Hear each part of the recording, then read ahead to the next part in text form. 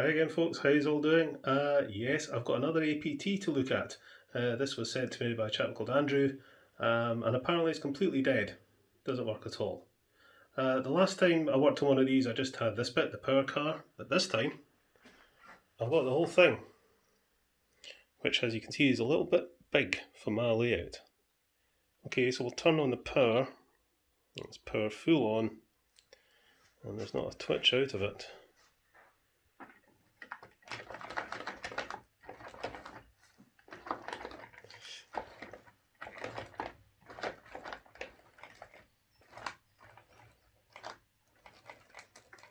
Is that slightly going?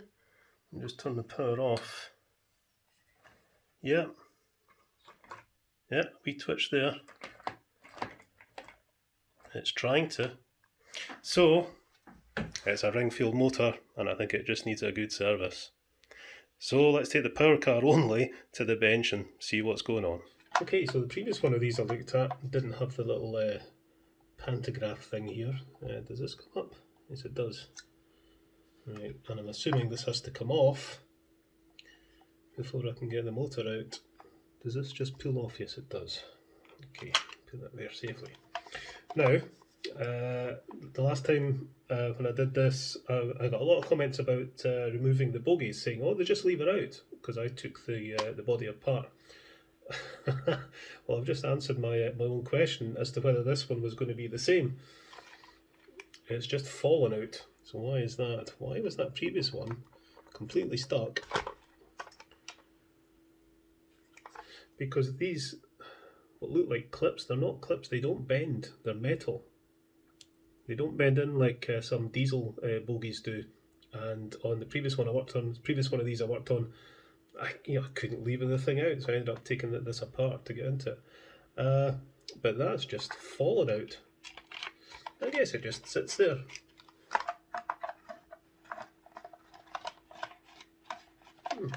Well, anyway, that's certainly easier than taking the body apart. Now, does this one do the same? Ah, right, see, this one's tricky again. But is it a case of... There you go. Maybe last time I was just being a bit too careful. But that's an awful lot easier. Right, what we got? Very dirty wheels. And the old Ringfield motor yet again. And ooh, yeah, it's all a bit gunged up and... Oh... I'm already seeing that the spindles for these two smaller gears look a bit worn. Not as bad as the one in my Duchess of Sutherland, but enough to make me a little bit concerned. Oh, blimey. That was quite a big job to replace the spindle in that. I don't fancy doing it for two of them. But we'll see. Let's. I mean, I think it will run. It just might be maybe a little bit noisier, or just I don't know. But we'll wait and see. Let's get this clip off. You've seen me dismantle the Ringfield motor a few times, so probably won't film all of this. But let's just see what state these spindles are in. Come on, out you come. Out you come. Yeah, they're not as bad as the Duchess one, but they are worn, especially this one. Okay, I have the brass tubing that I ordered for the Duchess to try and bush these, which I ended up not doing. I'm wondering if that might just be an option here. So what we'll do is we'll take this all apart and clean it up, and we'll see how it runs. But I may have to bush these spindles, but we'll see. Alright, so on the track it did make a very, very slight movement, so the motor isn't dead. Yeah, it is running there. So the motor works.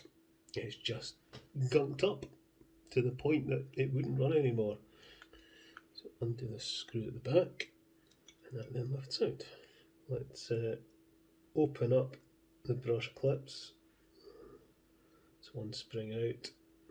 The brush is going to fall out. No. Alright, we shall pop the wheels. We have to do. axles are absolutely filthy. Right, okay, let's release these little clips and this front plate. If I remove this wire there, it should now just come off. And the brushes are still stuck in there. It's 1, 2. What state are they in? Oh dear. Commutator, pretty manky. It's a pity you can't remove the armature very easily from these motors. I'll get some contact cleaner on there. An awful lot of dried up gunk around those spindles. Okay, just going to give the commutator a wipe with a dry cotton bud first, because it's just covered in black goo. So it's T-cut time. Grab on the T-cut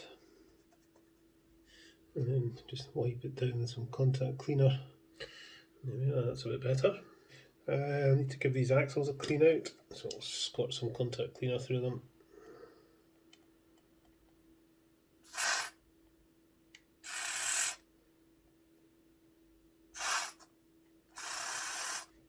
And I don't know what I've done with my little pipe cleaner things that I use for, or I used to use for my airbrush. I don't know what I've done with them.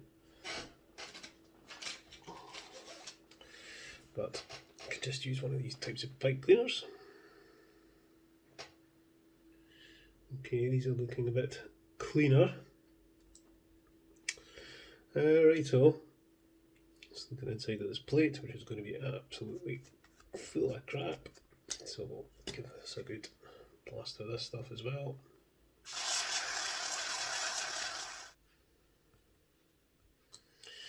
Okay, that's all good clean. Right, so that's clean. Look at these wheels, and usually the ones with the gears are full of fluff and dirt and all sorts of crap, and this is no exception. So the reason this hasn't been running is just dirt. All the lubrication has coagulated, and there's just been a collection of dirt which has not been serviced. Alright, okay, so these wheels are cleaned, and I'll just give them a quick blast with this. I really should get myself some surgical gloves for this. I know, I'm sure there's somebody out there thinking, oh, look at the state of his fingers. Right, gears. Crumbs. I think these are the dirtiest Ringfield gears I've come across. Okay, we'll give these a bit of a file. Get some gear oil into there just before I fit this. Pop this back on. Grease all this up. There. On there. Right, once we get this under power, we'll see if these spindles are going to be okay. Right, brushes and springs. Okay, I think the brushes on this thing are just a bit overly worn. So I've got new ones on order. So I'm not going to get this running today. Meantime, we'll work on the unpowered bogie, which has got extremely dirty wheels. Get that unscrewed, and just remember that the geared wheels go on the right hand side. So we'll prise these off, because we need to clean these axles. Oh jeez. What's going on here?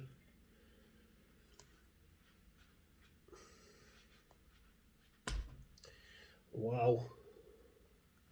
Really, really gunked up.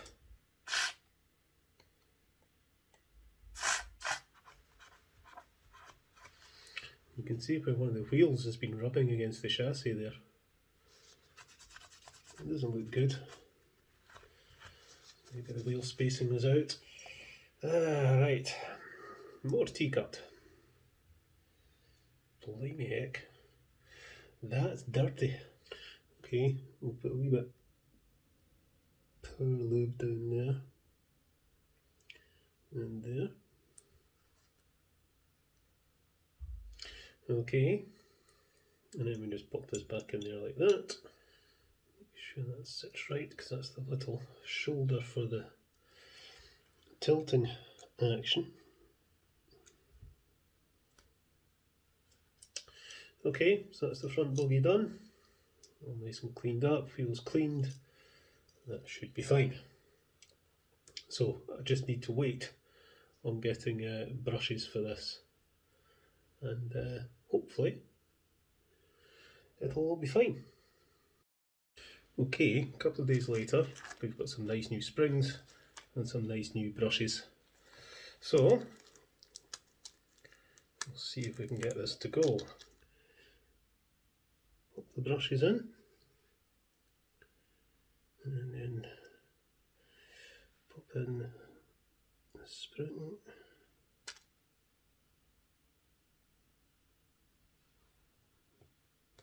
Down. Give it a little bend. This looks fine. Right, let's see if this works.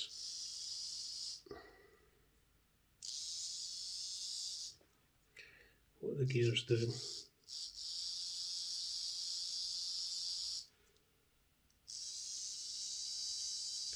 Yeah, they're okay. They're not flapping about.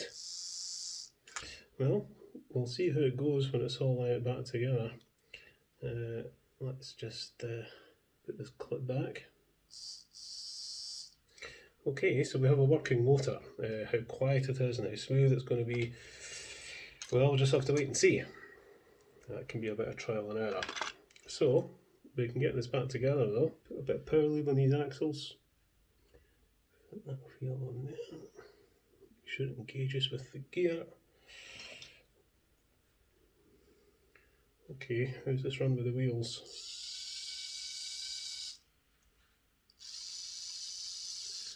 Seems okay. Nice smell of new brushes burning. Pop that in there. And then we have to fit in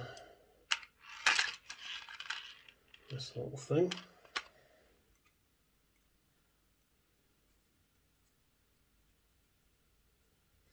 I've forgotten to put a little piece of tape in there. Just need a piece of tape in here just to stop the brush retainers hitting the side of that bogie and causing a short circuit. Not the best design that in the world. You know, any design that relies on a bit of tape is not the best. Right, okay. Front and rear bogies sorted. So, man's clean. Yep. Let's get this back.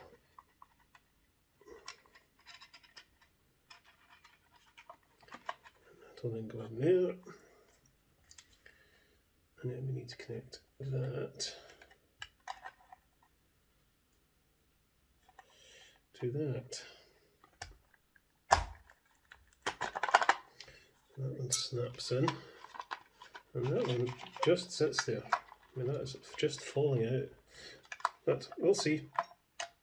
I suppose we better put this on. Which way around did it go again? I think it was that way, wasn't it? Okay, I'm just going to hold these couplings in place with a bit of tape just now. Just give this a quick test. Righty-ho.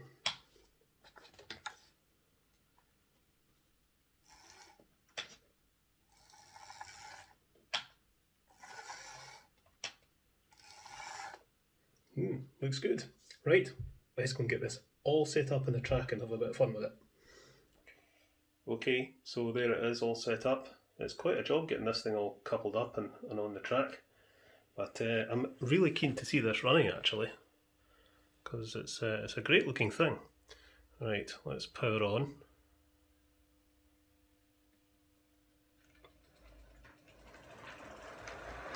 And off it goes.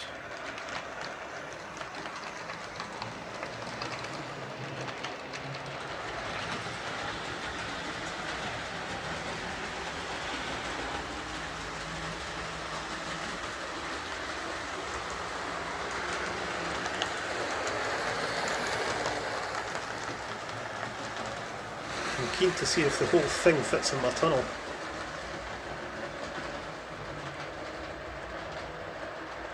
Just.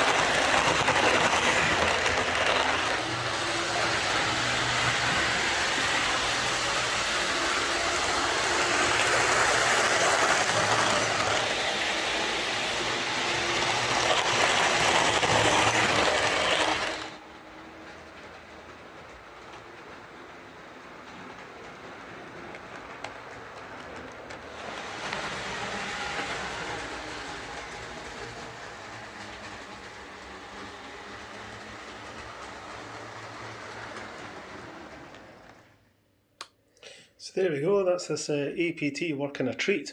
This is a lot of fun, this thing. It is a bit big for my layout, but do you know what?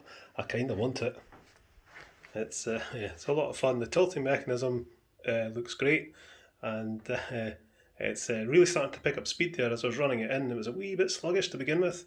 So yeah, it's a lot of fun, this thing, I must admit. It's I really like it. So Andrew, it's running again, and if you don't mind, I'm going to have a wee play with it. Catch you later, folks.